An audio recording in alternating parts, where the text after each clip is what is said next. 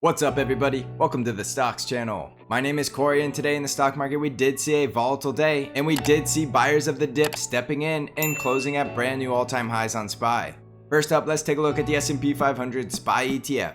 So let's crack open this chart and see what's going on in the stock market today. Alright, so looking at SPY, we can see that we did close up 0.24% today and we did close above that resistance level at 446. It did look like we were going to see a pullback off of that level. And intraday we were down near SPY 443. We saw buyers stepping in and buying that dip and closing at a brand new all-time high at 447. So the next resistance level on SPY will be 449. And if we start breaking above SPY levels of 449, it's going to look very likely that SPY is going to 460. So we still need to respect these resistance levels, and one day closing above a price target is not enough. So we would like to see confirmation of a second day close above that level at 446. Now we still do have a very strong bull trend, and you can see the 20 simple moving average is starting to slope up more aggressively to the upward direction. So that does tell us this is still a very strong bull market, and it's definitely not a market you want to try to call a top in. If SPY is going to 460, we still have plenty of upside before we see a stock market correction. So continue to watch these price targets and these resistance and support levels. You'll now have support at 446, and the strongest support level will be down here at 441. The 20 simple moving average is now going to be at that level as well, so 441 will be your critical support on SPY. Remember, we need to close below critical support to even consider the fact that this market is rolling over, and right now we have very bullish price action with a very strong bull trend. On the Nasdaq 100 triple Qs, we were pretty much flat for the day, but we did have a very volatile day, and at one point we were trading below QQQ levels of 364. So we were below critical support, but we saw buyers coming in and buying up the dip, and we're back above the 5 EMA. So it was a wild ride, but if you look at from the open to the close, we really didn't go anywhere from Friday's session, even though we did have a lot of volatility. So as long as we're above critical support and we still have the bull trend, it's time to still remain bullish.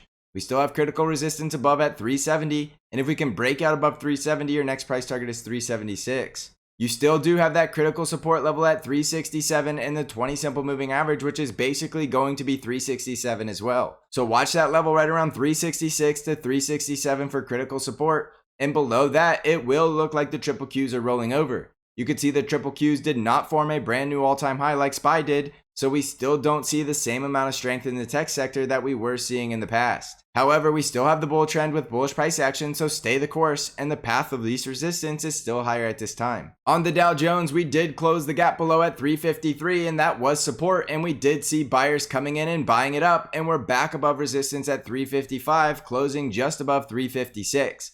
We're near the top of the upper Bollinger Band, and our next price target above is going to be 359. Price action is still above resistance and all the moving averages, and we still have a full bull trend. So on the Dow Jones, look for resistance at 359 and look for support at 355 and 351. If we start closing below 351, the Dow Jones will start to look a lot weaker, and our 50 EMA is down here around 348, which is also a critical support level for the Dow. On the Russell 2000, we were down 0.93% today, and we closed right near that 219 support level. The Russell 2000 is still looking a lot weaker than the other three indices, and we do see price action below all the moving averages yet again. It's still possible we're putting in a higher low, but this is still just a very choppy market for the Russell 2000. We do have a gap to fill above around 220.65, and we do still have resistance at 222 and 223. The Russell 2000 needs to get back above about 224 to start looking bullish, and we could get to that price target above at 227.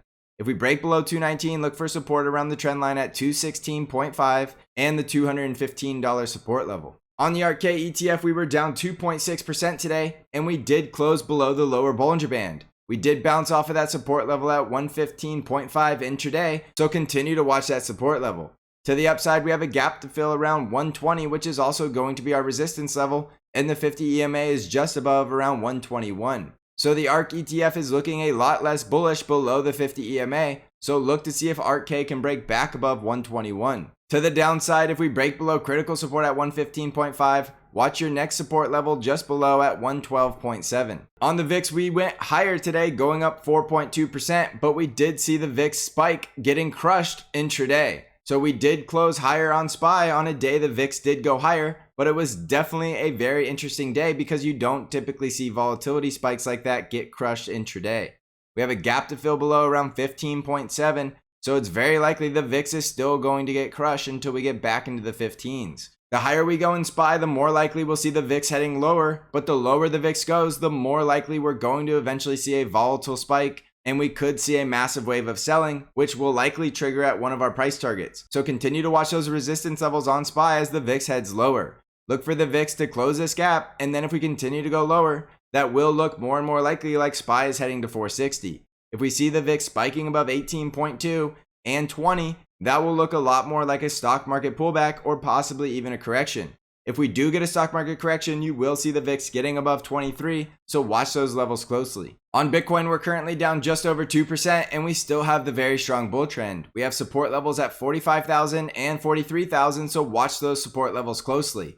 It's very likely, because we're in a strong bull market, that 43,000 support level will hold up. To the upside, we still have that price target and resistance level at 51,000, and above 51,000 we could start running to brand new all-time highs, so watch that resistance level closely. Remember, as long as Bitcoin is in a strong bull market like this, we are likely going to new all-time highs, so you still want to remain a Bitcoin bull at this time. On Amazon stock, we also had a very volatile day, intraday almost going all the way down to that critical support at 3208, where I told you Amazon would be a screaming buy, and that's exactly what we saw buyers of Amazon doing. We got right near that support level at 3208, and we had a very hard bounce, as you can tell from the very long wick to the downside.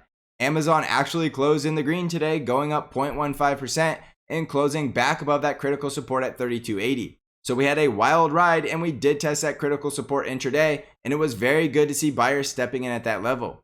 We still have resistance above at 3311 and the breakout resistance trendline at 3270, so watch those levels closely.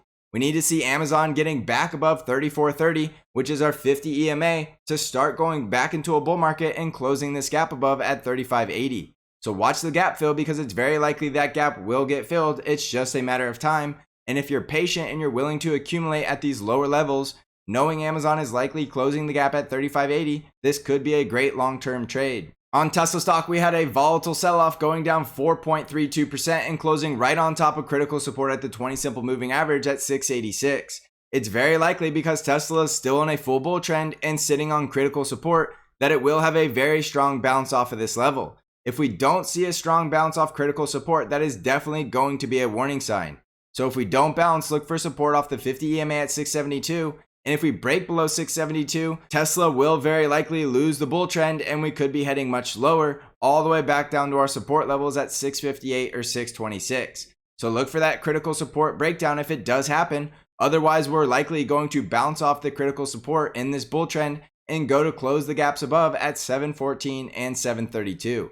So watch for those gap closes above, and if we break above 732, our price target is still 765. On Apple stock, we did have a bullish day today, going up 1.35%, and we did see Apple having a bullish breakout of the consolidation wedge. Remember, we needed a price action breakout above 149, and that's exactly what we saw Apple doing today, closing at 151. So Apple looks really good to get to that price target at 156. But once Apple gets to 156, I want you to get a lot more cautious, because that could be a critical top before we see Apple going through a correction. To the downside, we will have support at 148 and our 20 simple moving average at 147. And if we start breaking below 147, it's likely Apple already topped out and we're going to see that Apple correction. So watch that critical support level at 145 and 143 as well if we do start to break down. On the financial sector, we were down about 0.25% today, and we did see a very volatile day in the financial sector. We still have the full bull trend, and we still have price action above the 5 EMA, so the financial sector is still looking bullish. The industrial sector also had a volatile day, but closed higher on the day, going up 0.34%. Price action's above the 5 EMA, and we still have the full bull trend. The healthcare sector had a bullish day, going up 1.14%, closing well above the 5 EMA, and it's still in this very strong bull trend. Remember, the healthcare sector has been bullish for quite a while now. The energy sector was down 1.84% today, and it did leave a gap above that will fill at 49.3. So it does look like the energy sector is at a critical support level yet again, with the price action below all the moving averages, and we are still looking like the energy sector is trying to break out of a bear market. So jumping back over to the S&P 500, you can still see we have very bullish sectors in the healthcare, financial, industrials, and the tech sector. That is very likely going to help SPY continue to climb higher towards this next price target at 449. Remember, above 449, SPY is looking a lot more bullish, and it does look like it wants to run to 460 if we can get a breakout above the 440s. So continue to be objective, because if you're following the price action and the trend in this bull market, you've been on the right side of the trade for quite a while now. No guessing and no trying to call a top in this bull market, because it is a very strong bull market and it's almost impossible to call a top in a strong bull market. Also, don't forget I have my own trade alert service called BANC Trade Alerts that only trades TQQQs, and it does very well in all market conditions. I'm currently running 50% off promo code for your first month, so if you're interested in checking out BANC Trade Alerts, you can find out all of the details in the description below. I also have the Stocks Channel Discord where I do intraday updates and analysis to help you navigate this market. If you're interested in joining the Stocks Channel Trading Discord community, you can find out how to join by clicking on the link in the description. So thanks for watching, everybody. I hope you're crushing this market. And as always, I will see you in the next episode.